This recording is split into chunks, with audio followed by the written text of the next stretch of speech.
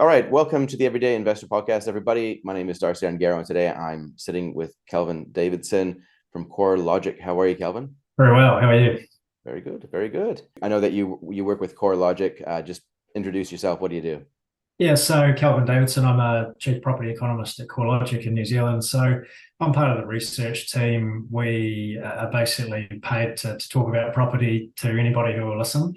So we sort of do three key strands of work. It's talking to media, it's presenting to clients, and writing research reports. So yeah, using our data where we can to promote the business, but also just really educate and get information out there about the property market, because as you say, everybody's got a stake in it, whether you rent or whether you own property. You're still very interested. You've got to live somewhere. Now, a lot of the people that I talk to and a lot of people that listen to the show are primarily interested in property because, rightly or wrongly, and wrap it up in any way you want, but it's about number go up. We want to know whether the property values over the long term will go up. And for those that aren't in the property market, or they want to get more into the property market, they want to know if it's reached the bottom of some sort. So how helpful is data really in predicting tops and bottoms? Yeah, well, I mean, you got to measure something before you know what's going on. So certainly data is vital, and we publish Corelogic House Price Index every month, which does just that. It looks at the property market in general, but also right down to TA level. We've got even figures that go down to suburb level. A big part of Corelogic's business is automated valuations on each property every week. So we can build up that information to use to assess the state of the market. But also we have our house price index, which is slightly different from automated valuations, but sort of does the same thing: assessment of where property values currently sit based on recent transactions, but also a wider range of information which assesses value right across the stock of property, rather than just what happens to have sold right now, because that can be affected by what's happening. What is selling? Is it apartments or houses? That could skew data. So our house price index looks across the market as a whole, and we've certainly seen in the last couple of months that values have started to rise. We measured a peak to trough fall of about 13%, and they've started to turn around by kind of 1 or 2% in the last few months. So I think it's pretty safe to say we've passed that trough now. Of course, an average house prices, it's useful, but it doesn't tell you anything like the full story, because nobody buys the average house. You're buying an individual property in an individual market. So I think it's important to say that even though I think we're on that recovery phase, it's a bit patchy still. It's not everywhere has recovered yet. We're certainly seeing strength in, say, the main centres, Auckland, Christchurch. But on the last reading, areas like Gisborne, Napier still fell a little bit. So there's still that idea of patchiness here. And I think that could last into 2024. We're kind of expecting that it won't be a straight line recovery. Some months will be stronger than others. Some regions will be stronger than others. So I think that's an important thing to point out too, is that there's still a bit of patchiness below the surface. It's kind of all one-way traffic just yet. So when you say that there was roughly a 13% fall last year, according to the house price index, and it's kind of up by 1 or 2% now. These are nominal prices, right? So this isn't adjusted for inflation at all. No, that's just a face value, dollar value, nominal price. So no inflation adjustment in there, which of course you could do. And we know inflation's been pretty high, so that would reduce the numbers. But yeah, that's just a face value dollar price. And so it has been quite like when you do adjust it for inflation, it has been quite a significant pullback in prices when you overlay that inflation data. But I guess the main story is that from 13% negative to around 2% positive, that shows quite a significant change in direction. And I guess the question is, like you say, it might be a bit patchy this year. The question is whether that comes with it some momentum, because I guess if the masses, this is, I guess, the part where the data doesn't really carry us far enough, right? Doesn't really necessarily capture what the masses might be thinking and feeling, and therefore capture sentiment, right? Yeah, that's right. There's a couple of things I'd add there. And it's one thing, so we saw that fall from the peak of about 13%. It's recovered 1 or 2%. But after post-COVID, so we're sort of talking from August, September 2020 up until the end of 2021, we saw growth of about 40%. So it was a huge spike. We all know about it. Interest rates collapsed, all these things. And so if you look at where prices currently are compared back to pre-COVID, we're still up sort of 25, 26%. So that's an important thing to keep in mind. If somebody's owned property over that whole duration, yep, a little bit might have come off the top in the last little while, but they're still well ahead of where they were pre-COVID. So that's important context. And then, yeah, I mean, in terms of the drivers we've seen lately, and mortgage rates, they haven't come down massively. They're starting to creep down, but I think the key thing is that they've stopped rising. So that means that people have been able to sort of quantify what their worst case looks like, gives them a bit more confidence to start trading again. We've seen those LVR rules loosen a little bit, triple CFA, migration's been really strong.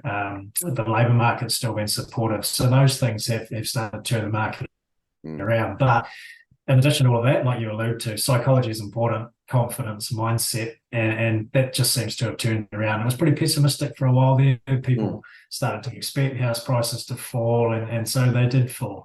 And of course, there's fundamental drivers too, but psychology plays a big role. And I think now that's turning around. I guess it just adds that little bit of layer of momentum, expectation, whatever you want to call it, on top of those fundamental drivers. So, yep, I mean, just right now, it's hard to measure. There's not really, there are some measures out there of sort of housing confidence and what people expect in terms of house prices. But it does look like that's turned around. And when you add that on top of those fundamentals, yeah, I think we're into that recovery phase. So one of the things that works when I say one of the things that works, it's a bit debatable, but one of the things that might work, according to some people, no matter what the market is technical analysis.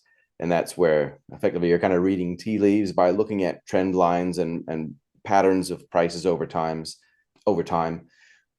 Does that ever come into the play? Because you guys have access to so much data, do you kind of ever look at it just from reading the tea leaves, so to speak, and kind of looking at trend lines and predicting what might happen based on what's been?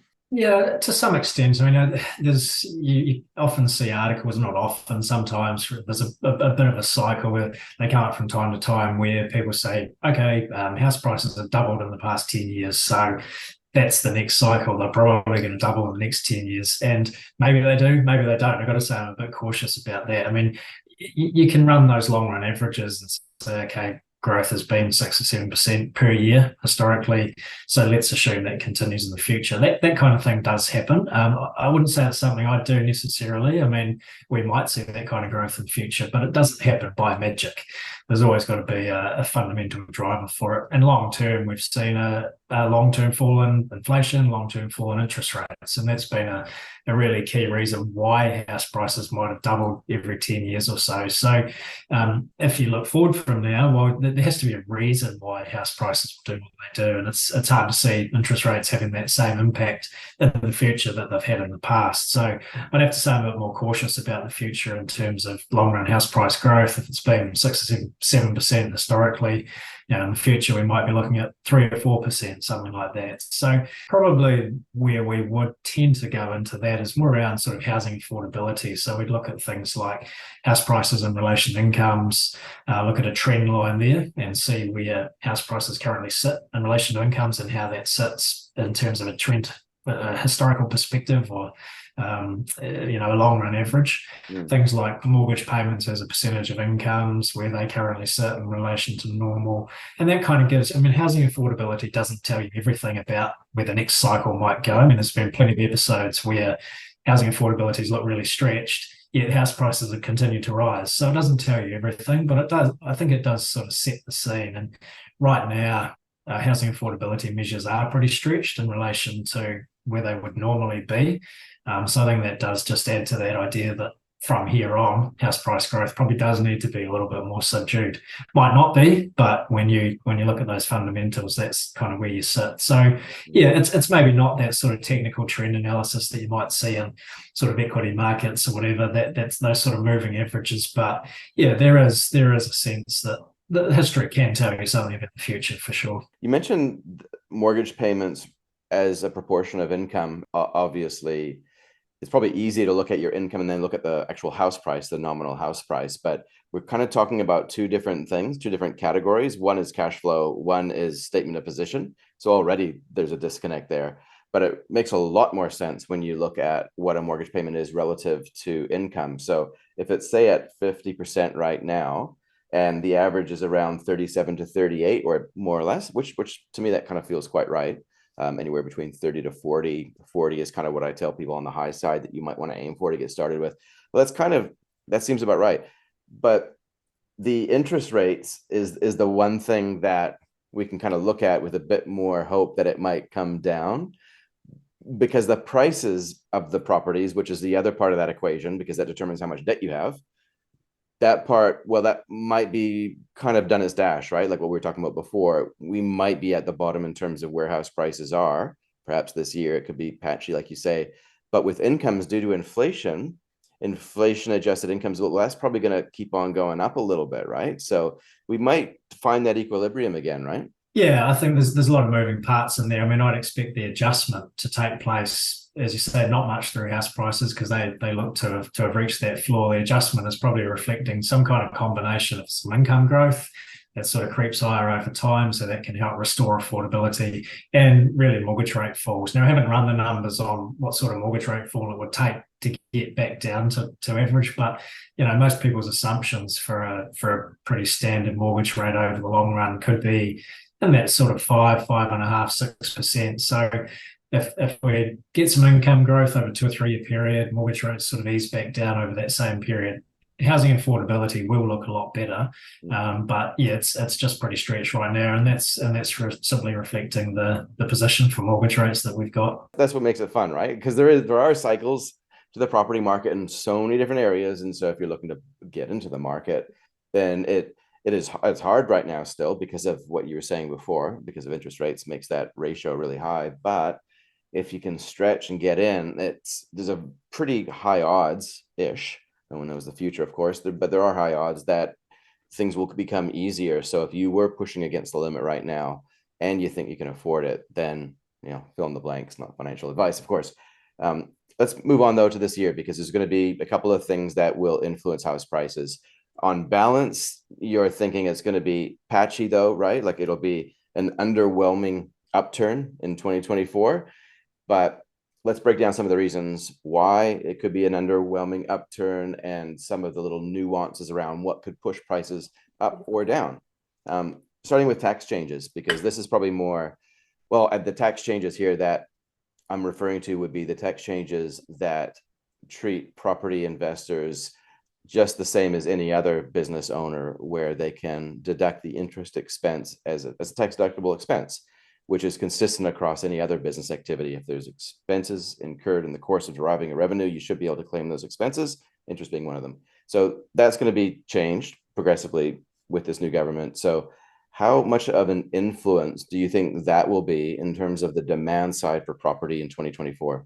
It's certainly worth taking note of for sure. I mean, I guess in a really quick sort of overarching view for that underwhelming upturn that we've got, I think it's really, and we've touched on all of these things already, it's because affordability is still stretched, mortgage rates are still quite high, and there are these macro-prudential rules coming into play, which we'll touch on, but there's those kind of restraints on growth. So I think we'll see house prices continue to rise, but there are those restraints. Now, within that, there's lots of other different things going on, and we have seen first-home buyers have been really active over the past year or so, pretty strong share of the market. On the flip side, mortgage investors finding it a bit tougher, and that's reflecting some of these rules. And the loss of interest deductibility is definitely one of those. Now, investors have still been looking at new builds. That's because you can continue to claim that interest deductibility. So that's been a clear target for investors. But yeah, we get into the new tax year, 1st of April, as we understand it right now. We've got to get the full details yet from the government, but it looks like interest deductibility will go back to 80%. If people are buying existing properties, and whether you're a new or existing investor. So, there are views out there saying that 80% is as good as 100%. You can get most of your interest costs deducted for tax purposes. So I think that'll bring some people back to the market for sure. When you also look at things like rents are rising now, so that raises the appeal of property investment. We know that the Reserve Bank's announced the loosening of the LVR rules proposed from the middle of the year, and also potentially mortgage rates starting to creep a bit lower as well. So all of those things feed into the mix, and interest deductibility is definitely a big part of it. We know anecdotally that a lot of people have held back from buying investment property because of that, and it is changing the sums pretty significantly. Thousands of dollars a year in extra tax that people have had to pay. So that's now wound back, then that's a real cash flow boost. So yeah, pretty significant. But I'm cautious. We're not really anticipating a flood of property investment because still ultimately rental yields are relatively low and mortgage rates are still relatively high. So the top ups are quite significant, whether you have a smaller tax bill or not. So I think it's, things are shifting towards property investment. It's been pretty tough for a while. Things are shifting, but it might just take a little bit more to really tip the balance. Okay. Connected to the tax piece would be the change to the bright line rules. In my view, like to me, that kind of feels like those that are under stress, financial stress, and I've certainly seen a lot more in 2023 for those that are under financial stress because of interest rates primarily. If they want to sell, there's a little less in the way for them to sell their portfolio of investment properties. So that's on the supply side, introducing more supply into the market.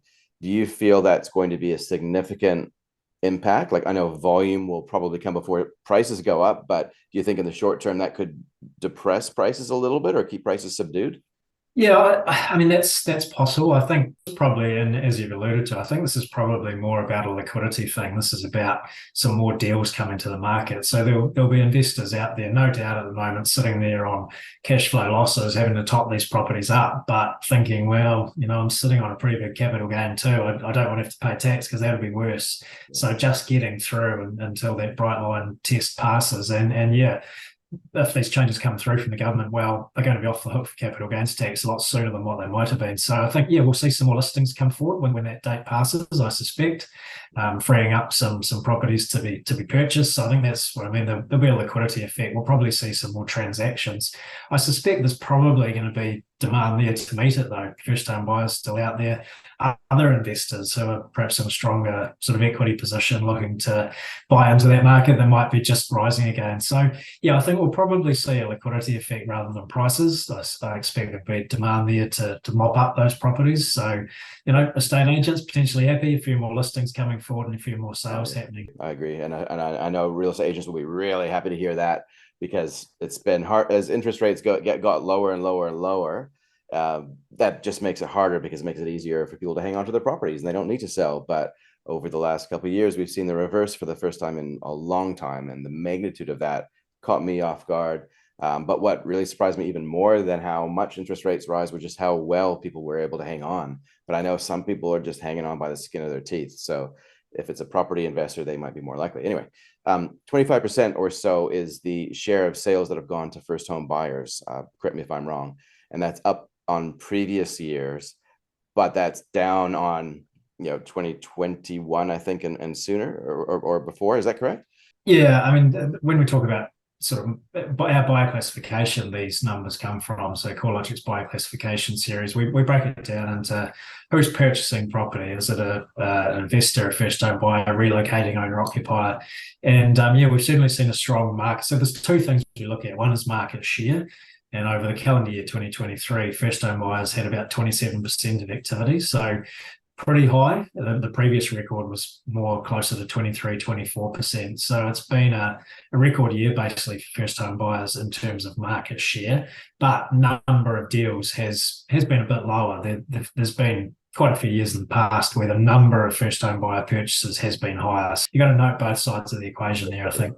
Yeah, no, I get it. Okay, well, let's move on to interest rates because in my mind, that interest rates is number one in terms of influencing property prices because that influences the cost, which is the mortgage bit, and that's that 50% number that we talked before. So no one knows how interest rates will actually shift this year, and if they will, to the extent that some think they will. But what are your general views, like thinking about next year, this year, sorry, in two halves, the first half and then the second half? Do you feel like we're going to see any significant reductions to interest rates in the first half of this year? Yeah, so just start off this by saying I think you're right. Financing costs and the sort of credit environment, I think that's been the experience post-COVID. It's just reinforced this idea that credit availability and credit cost is really the key driver of the market in the short run. Now, how you define the short run is up for grabs, but I think it is that really key driver. And yes, housing supply, property population growth, property demand, these things matter in the long run for house prices. But I just think what's been reinforced since COVID is that it is really about credit conditions. So yeah, big focus on mortgage rates this year. I think first half of the year, yeah, it's still a bit soon to see any significant shifts in mortgage rates, because we know inflation, it's coming down, but the rate is still above target. So the Reserve Bank will really want to get that back in the box before they even start entertaining the idea of cutting the official cash rate, which would then take some heat out of mortgage rates. Now, obviously, other things matter for mortgage rates. It's not just the official cash rate, it's what's happening offshore as well.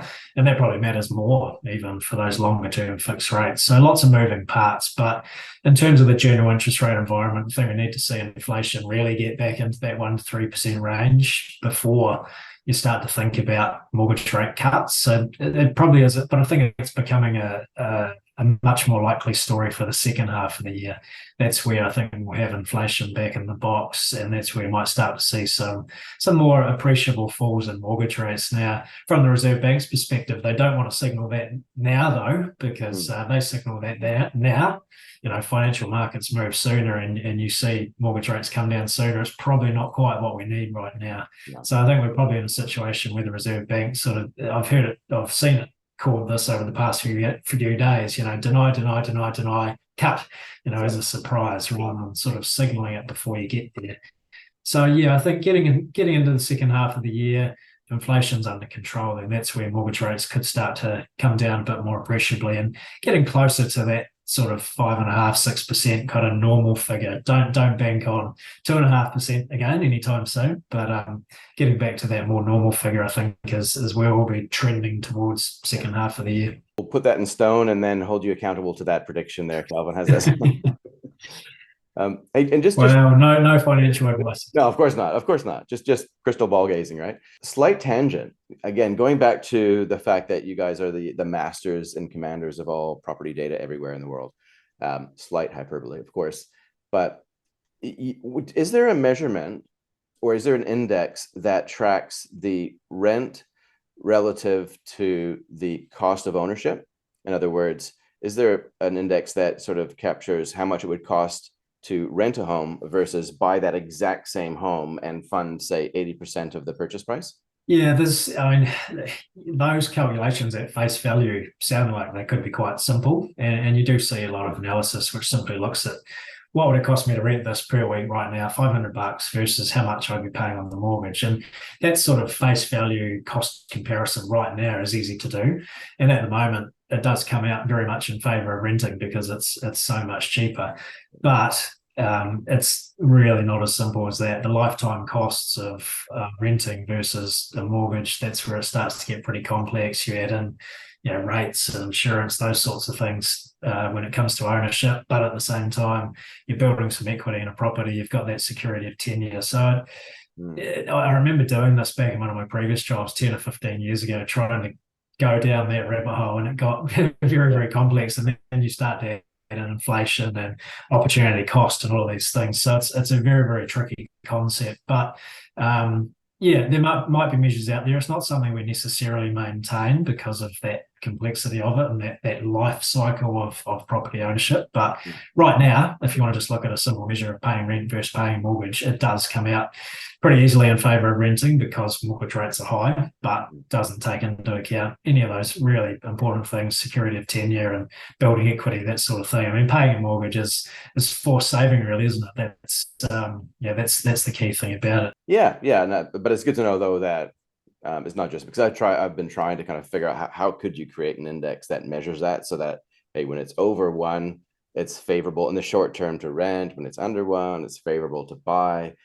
You can do a test yourself case by case, and it's probably not that hard to figure it out. But it is interesting because a lot of people will form their house purchasing decisions based on immediate affordability. Not everybody. In fact, there's a bit of a lag. Like, it seems to take a while before people realize, wow, it's actually way cheaper to own a home now than it is to rent. and the opposite is true as well. And people are starting to realize now that, yeah, renting is far cheaper than owning that exact same home. But it would be good just to kind of, I think, have a data point where you could say, hey, this index looks like this, so adjust your thinking a little bit sooner. But let's shift now, talk about what might be a bigger influence in the future than what it is today. Just this week, we've seen a little bit more come out of the Reserve Bank regarding debt to income ratios, or DTIs.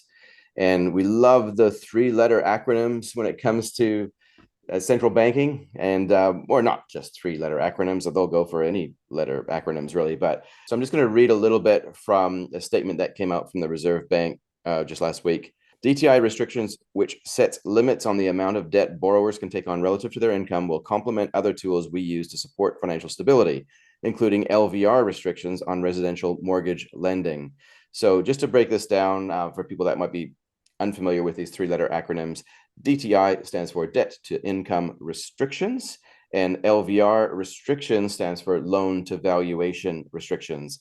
So one tool restricts the amount you can borrow based on how much income you have, and the other one restricts your borrowing power based on the amount of deposit or equity that you have already. So in your view, starting with the LVR restrictions, Kelvin, which has been around for obviously a lot longer, do you feel like it helps, like it helps create the financial stability, or does it, and has it in the past, risked financial stability? I mean, I'm going to sound like a typical economist here and sort of sit on the fence. It's hard to know the counterfactual. So obviously we've had LVRs in place in New Zealand for a decade or so. We really don't know what would have happened without the LVRs. So that's me sitting on the fence a little bit. But I've got to say, I think there's been a tendency, I guess, in Western countries to have these big boom and bust cycles in house prices and credit growth. So, for me, I just think a little bit of control probably isn't the worst thing. And yes, there's probably been times where certain buyer groups have been unfairly, maybe, or I'm not sure that's the right word, but perhaps been unable to purchase because of LVR rules when otherwise they perhaps should have been able to purchase. Maybe they could afford to pay the mortgage, but haven't been able to raise the deposit. That's probably been the case from time to time. But generally, my sort of gut feeling on LVRs is they have probably put us on a more stable housing market footing than we might otherwise have been. It means that people have got to have a bit of skin in the game. They've got to put in a deposit, they've got to take a bit of time to save that money. And so I think it probably has stabilised our housing market a little bit compared to what might otherwise have been the case. So, and of course the Reserve Bank's been, I think, fairly reactive in terms of changing those LVRs when it's been obvious they've been too loose or too tight. They've been pretty proactive in terms of changing them.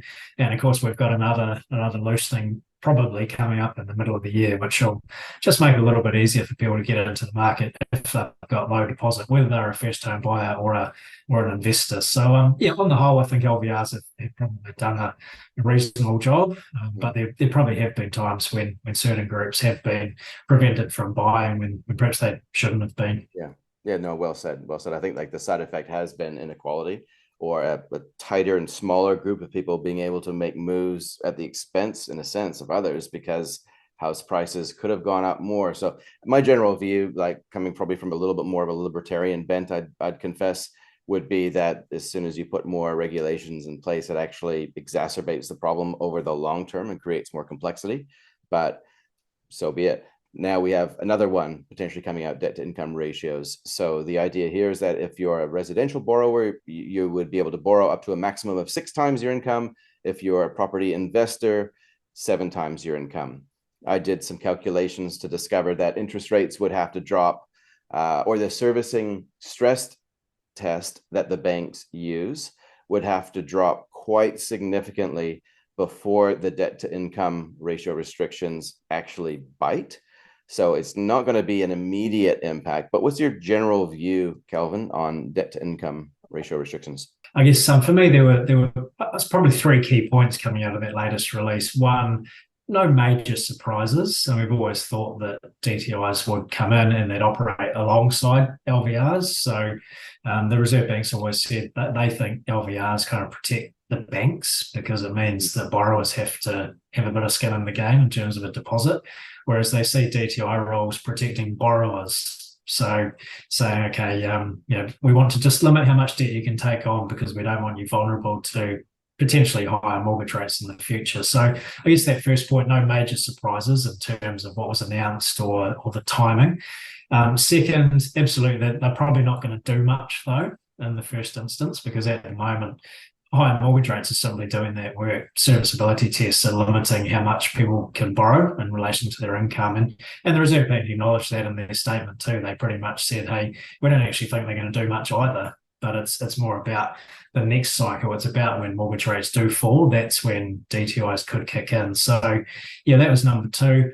The third thing I'd say about DTI rules is that it is about the long run. It's about tying house prices more closely to incomes, which we perhaps haven't seen so much in the past. Now, there will still be cycles. You'll still have growth in house prices above wages for a while, and maybe have periods where growth is a little bit below wages. But over the long run, it should tie house prices more closely to incomes, and maybe might not improve housing affordability, but should prevent it getting massively worse in future, potentially. There's other factors there like housing supply and population growth, these types of things, but it will tend to tie them a bit more closely to incomes.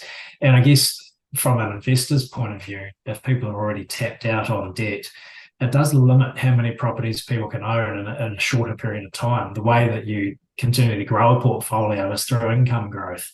Now, that takes a bit longer. So it does sort of slow down an investment journey, I suppose, because if you're already at those DTI caps, the way you can buy more is to grow income. That might take a little bit longer. So it doesn't prevent property investment by any means. It doesn't prevent capital growth.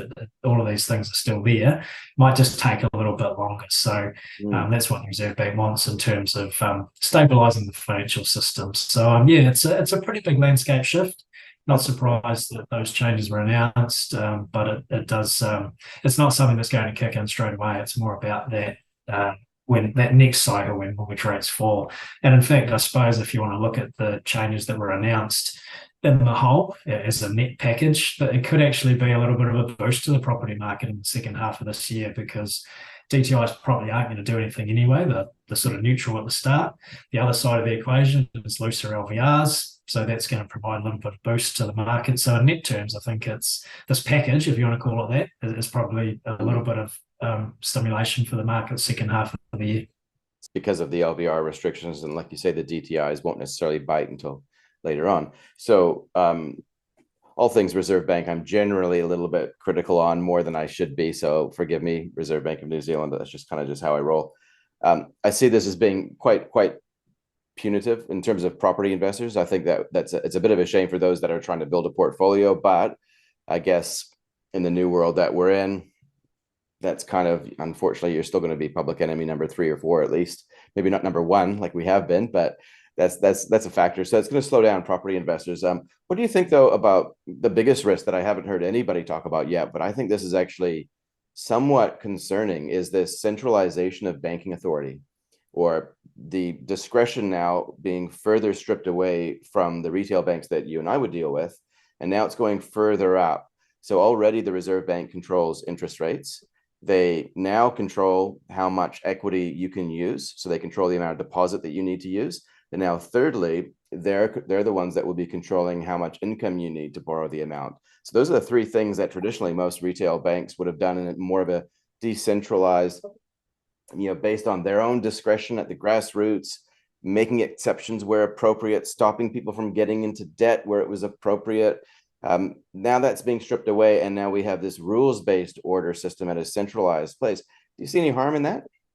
Yeah, I mean, I suppose I'll just 2 things I'll raise here again. And the first thing I'd also say, we still need property investors, absolutely. So rules that make it more punitive, not saying these necessarily are, but you do have to acknowledge that we need property investors. We've got massive net migration at the moment. There's been a period where property investors haven't been able to be as active, and I think we're probably seeing those effects coming through a little bit now with the rental stock not having been replenished as much as it otherwise would be. Supply's a bit tight.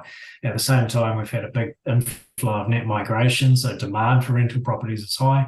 What are we seeing? Strong rental growth. So I think, yeah, we obviously need, there's going to be the demand for rental properties in the future. So we need property investors. I think that's probably not a particularly controversial view, but I think worth acknowledging. And yeah, as for the sort of banking regulatory environment, yeah, it's I suppose I mean, banks obviously have their own internal testing, and from time to time, some, I think, have been running kind of loose internal DTI policies anyway. So you might say this is the Reserve Bank just formalising things that might already be going on, because ultimately banks don't want to be advancing dodgy loans, because it's going to come and bite them ultimately. So the incentives are kind of aligned, but yeah. I try to stay sort of pretty neutral on the political sort of stuff. The Reserve Bank has been taking on more and more responsibility for these things over the years, and which perhaps hasn't been there in the past. I guess it's not unique, though, I suppose, in the sense of more regulation coming into the property market. I guess maybe it's just a different model. I mean, in Australia, the Reserve Bank of Australia is responsible for monetary policy. They do have a financial regulator that's called APRA, and they monitor things like financial stability risks on the property market. So there is oversight there. It's just done within a different agency, whereas here that's all centralised within the Reserve Bank. So it's not unique in the sense of, I think other countries do have regulation. It's just maybe it's split out into two or three different branches of government as opposed to the one here. So yeah, not sure whether it's good or bad. I mean, it's the reality of what we're looking at now, and to some extent it probably does just endorse what has already been happening in-house at some of the banks. But yeah, it's going to be interesting to see how it plays out. I think so too. I think it's something that, like, I guess the main thing that I would worry about is in the future is if that there is one centralization of this banking discretion that has to be quite a strong authority to actually maintain the financial stability that it says it's driving at. So more decentralization to me sounds more stable, because you're giving yourself a wider stance and you're distributing it. But so be it. That seems to be the way that we're going. Do you feel like, back in March 2020, the reaction to what we were going through with that health event, easing of the LVR restrictions, do you see that debt to income ratios could be one of those things that the Reserve Bank might trip over in the future if there is another shock which requires more stimulation from the banking sector and lowering interest rates and then encouraging more borrowing? Do you think these DTIs could get in the way? Yeah, possibly. I mean, harking back to March 2020, it's hindsight's perfect, of course. And I mean, at the time, let's face it, who knew what was going on? It just felt pretty bad. So I think at the time, probably most people were pretty happy that lending rules were being loosened and interest rates were being cut. I think in hindsight, we now know maybe it was a bit extreme. Those low interest rates triggered excess spending, which triggered the inflation we've got now.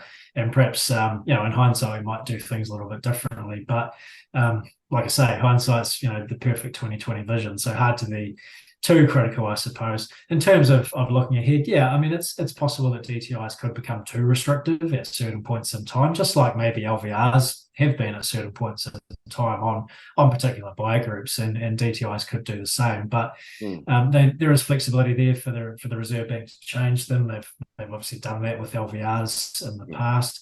They've said in their consultation around DTIs they don't really see themselves changing these too often, and I think that's partly why they've set a relatively high speed limit. So of course there is ability for people to continue borrowing at high DTIs.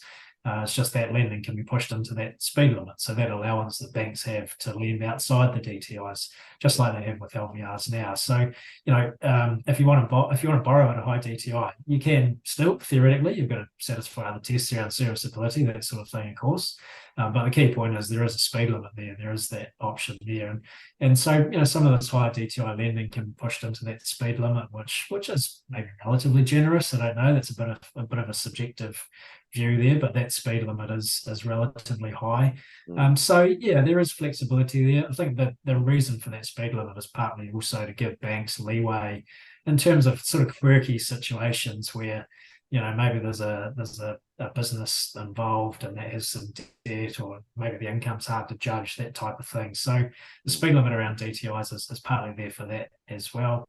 But ultimately, wherever it's set, they do have some flexibility to change that as market conditions change, just like they've done with LVRs. So yeah, there could be times though where it is going to bind more strongly when interest rates are lower, and the Reserve Bank has said that as well. And so I guess they'll just assess that as conditions change. But I suppose in the short term, it's not going to do much because we're operating well under those limits anyway. Yeah, you did mention this, but the fact that it's going to be coming with potentially at the same time as an easing with the loan to valuation ratio restrictions from 65% currently for property investors to 70%. That actually is pretty good, because not that long ago we were at 60%. So that's actually a pretty good news story. And I guess the other side of this is that if property values do go down, it's maintaining that stability because you're allowed to have a little less equity. So I don't know whether that's on purpose or whether they know something that we don't, but that does make it easier should there be a dramatic pullback in property values. But the other part, which I find kind of a positive thing, is that it drives people to really focus on their work again, like really focus on productivity, on their incomes. And that, I think, has been missing from the story for the last probably decade. There's been a shift towards how can we game the system so that we can get more borrowing so that we can buy property, which has good rental income, which we can then leverage off of. Well, that now becomes quite muted. And the focus now is back on, well, let's get your business up and running. Let's get your turnover higher, your net profit higher, your income higher.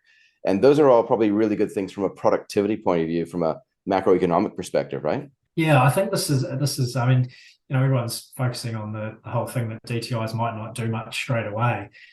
I don't want to downplay them at all, because even though they might not do much straight away, I think they're a pretty big landscape shift in New Zealand's lending environment, quite significant actually, I think. And that's why we've been talking about them for so long.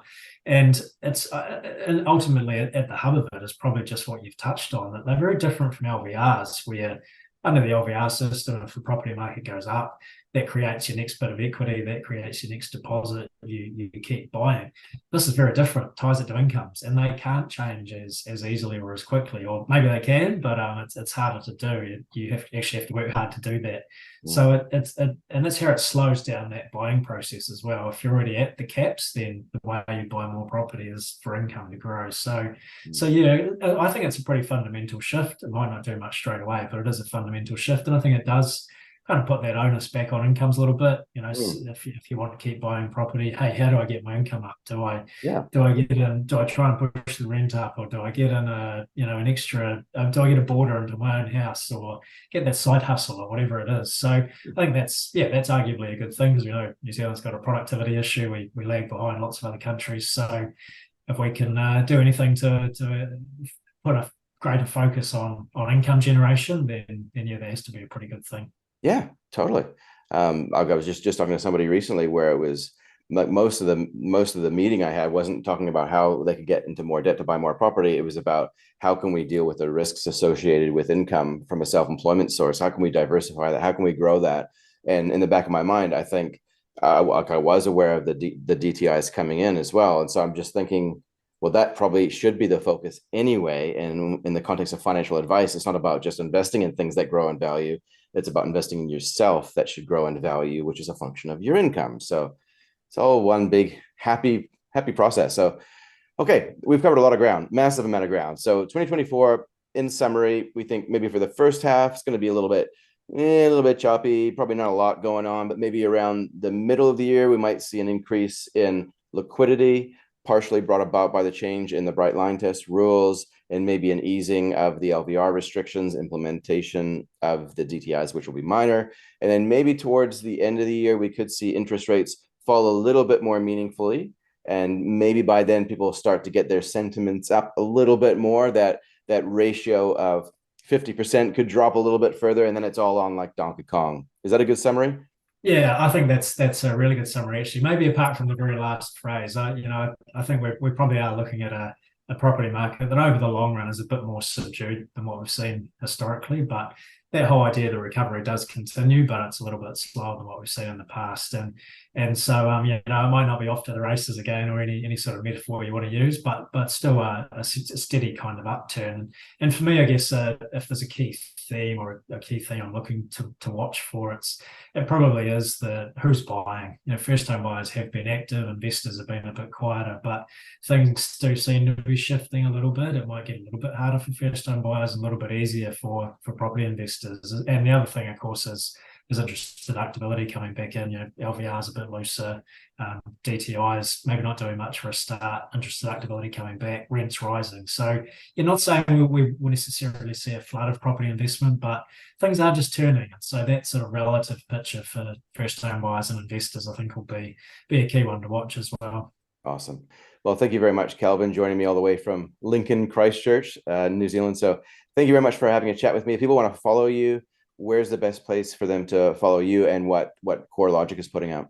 But we put out a lot of research publications on our website, corelogic.co.nz. You can see all of our stuff there.